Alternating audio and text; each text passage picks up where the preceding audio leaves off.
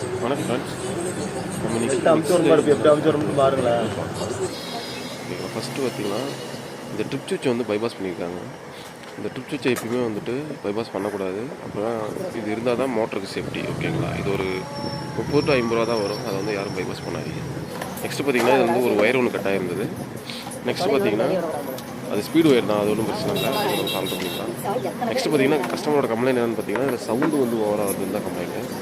Sound வரதுக்கு 3 reason தான். ஒன்று புஷ்ஷு ப்ராப்ளம் இருக்கும், அதுதான் வருது. அதாவது பார்த்தீங்கன்னா ஆர்மச்சூரில் பல்லு அடி வாங்கியிருந்தா கூட சவுண்டு வரும். அந்த மாதிரி ஏதோ ஒரு மூணாவது பார்த்தீங்கன்னா பேலன்சிங் போய் ஏதாவது கொட்டியிருந்தால் நமக்கு சவுண்டு வரும். ஓகேங்களா, இதில் வந்து புஷ்ஷு எல்லாமே நான் ஆர்மச்சூரில் நல்லா தான் இருக்குது. ஆனால் ஆர்மச்சூரில் இருக்க பேலன்சிங் தான் கொட்டிருச்சு. ஓகேங்களா, ஸோ அது பேலன்சிங் உள்ளே இருந்தது, அந்த பீஸு கையில் எடுத்து வச்சுருக்கேன்.